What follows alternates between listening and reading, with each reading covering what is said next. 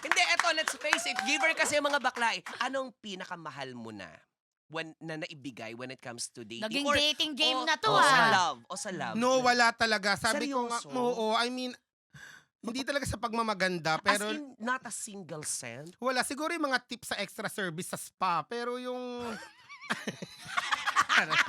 Pero yung kadate mo, like, hindi talaga. Kasi parang lumaki ako na baklang kanal na alam ko yung feeling ng wala and alam ko yung, siguro yung way ko talaga sa mga lalaki or sa mga gusto kong makadate or makasex is gusto kong magustuhan nila ako because you like me, hindi of what I can give you. Hindi, pero it doesn't... So wala talaga akong binibigay as Hindi, in... pero it doesn't mean naman na you have to like me for who I am. It doesn't mean na you will not get something or, mag-ambag kapag lumalabas kayo. Kasi it's very unfair din naman. Yung mga ambag meron, kunwari mag-date or sige, Split bill. ikaw sa sine, ako sa food, mga ganun Ayan. lang. Ayan. Pero yung mga minsan, bibigyan mo, actually ngayon nga may mga, di ba yung mga influencer na isama mo ko para makamit ako ng ganyan, ng connection. Ay, si bakla mang gagamit.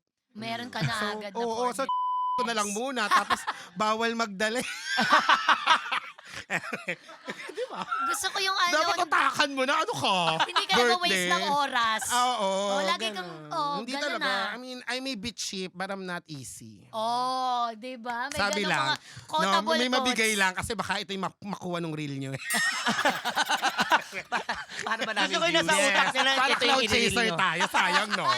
Sayang yung guesting. Kakaloka. Oh, you spoke of the gays being givers, 'di ba? Paano naman yung pagiging giver niyo pag usapang pamilyang pagmamahal naman? Kunyari, Ayan, iba naman. paano kayo bilang anak, kapatid? Paano yung pagmamahal ng isang bakla sa pamilya?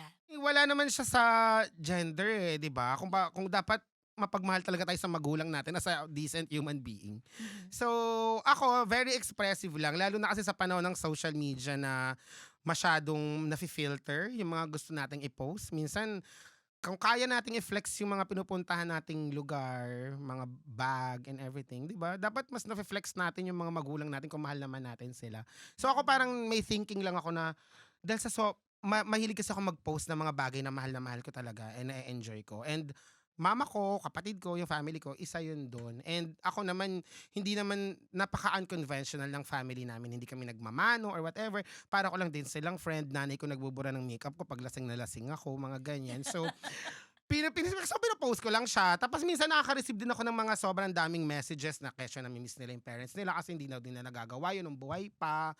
Or yung iba naman, na bigla silang na-inspire na biglang ilabas yung mama nila. Ako, lagi ko lang binibigay kasi ayoko ng regret. Kasi ang dami ko naririnig na story, mga friends ko na they have so much regret na kapag wala na yung parents nila, dun lang nila nare-realize. Ako, gusto ko kahit na anytime na kunin sila, alam ko sa sarili ko na binigay ko yung best ko na parang bago ko 'di ba? Kesa ibigay ko sa kanila, ilabas ko na lang yung magulang ko. Actually, yan din naman yung totoong reason kung ba't ayoko rin, 'di ba? Kung Yun gagastos naman ako, pala. unahin ko na yung pamilya ko, yung nanay ko. Lagi akong ganyan, parang sila muna. Kung mahilig ako mag-travel, bago ako mag-travel, I make sure na sila well-traveled din, Oo. mahal na mahal ko. And gustong-gusto ko lang silang finiflex kasi yun lang yun, mahal na mahal ko sila. Oh. And I think, at naniniwala ko na ang tao na kahit pa sabihan kanila na masama kang tao, batuhin kanila ng issue, kapag nakikita na ko na mabuti sila sa pamilya nila, sa magulang nila, alam ko deep down sa taong yan, mabuti siyang tao.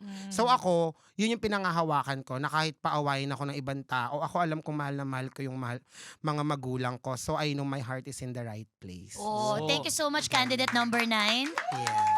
You may now come back later for the Oh, hindi. evening gown Ay, competition. tapos Di ba, na. di ba ito, Kala ko beauty contest. Ang ganda nung answer, ha? Ikaw ba, Onsi, nung bata ka, nung nag-out ka, sinabihan ng nanay mo na, ayan, may mag-aalaga na sa'yo, buti may bakla kang anak. Ano ba yung stigma sa baklang anak pag lumalaki? Pero bago ko sagutin yan ha, ang ganda ng sagot niya. So I accept as first runner-up today. Yung concede, kumonsid ka na. Ilaban mo! Ilaban mo! Ayan. Oo, concede na. Hindi yung nanay ko, nung bata ko, nung nalaman nilang bakla na ako, lagi ang sinasabi ng mga kapitbahay, ng mga uy, ikaw ang mag-aahon sa inyo sa kahirapan. Laging may ganun. Ikaw ang ikaw makakasama ng nanay mo. Especially sa sitwasyon ng pamilya namin na produkto ko ng broken family. So, lumaki ako sa nanay ko. So, nakita nila yung struggle ng nanay ko sa pagiging domestic helper sa ibang bansa. Dumaan kami, ang daming hindi nakakaalam nung naging proseso ng buhay namin bago yung buhay namin ngayon. Hindi kami well-off ngayon ha. Hindi kami nagugutom. Pero hindi kami well-off na katulad ng iniisip ng iba. Kasi, di ba kapag, nakikita lumalabas sa TV, may pelikula, may serye, may commercial, maraming pera yan. Which in fact, hindi totoo. Utangan ka ng mga pinsan mo bigla. Exactly. Sa probinsya, hindi mabigay yung sweldo ng nanay ko na senior citizen. Alam mo naman, may politics when it comes to giving the money para sa mga senior citizen kasi hindi natin siya uunahin kasi may anak namang artista yan eh. Oh, Well, yes. in fact, kailangan ng nanay ko yung pera. Yung mga ganon.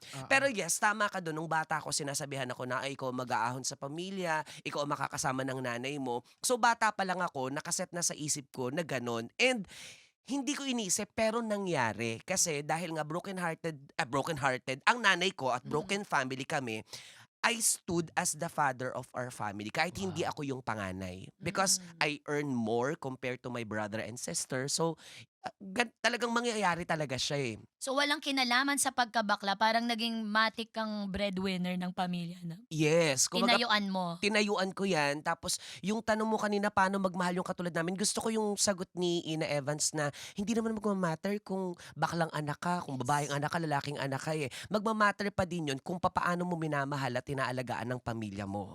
Kasi at the end of the day, kaya lang naman na-identify na kapag bakla para sa nanay yan, kapag bakla para sa magulang yan. Kasi nga, marami sa mga bakla, wala talagang relationship at the end of time. Yan. Marami sa mga bakla na kinukup-kup ang mga magulang nila dahil wala naman silang pamilya. Mm. Pero ako, I'm so lucky na kasama ko ang nanay ko bago dumating sa akin ang anak ko kasi hindi ko kakayanin yung pagpapalaki sa anak ko alone as a single parent kung hindi ko naman kasama yung nanay ko. Sabi nila, ang laki ng utang ng loob ng nanay mo sa'yo, no? Bakit? Kasi lahat ng obligasyon ng tatay mo, ikaw ang sumalo. Ikaw ang naging katulong ng nanay mo.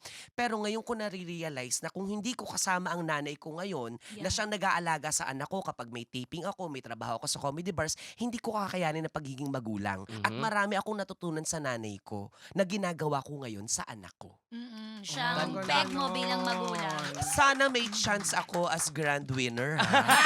Meron na! Dahil sa sagot na ito.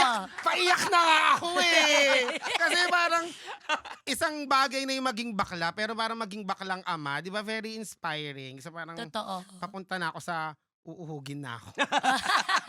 Ayan, wala namang isang forma ang pamilya kung susumahin natin. Pwedeng maging iba-iba. Dalawa nanay, dalawa tatay. Minsan lolo't lola ang nagpapalaki sa anak mo. Kahit ano man po yan, ang mahalaga yung kapakanan ng mga bata, hindi napapabayaan. At kayo mismo, sa bilog nyo, sa hanay ninyo, nagmamahalan at nagre-respetuhan kayo bilang tao. Sa setup ng nanay, anak, lola, daddy na bading.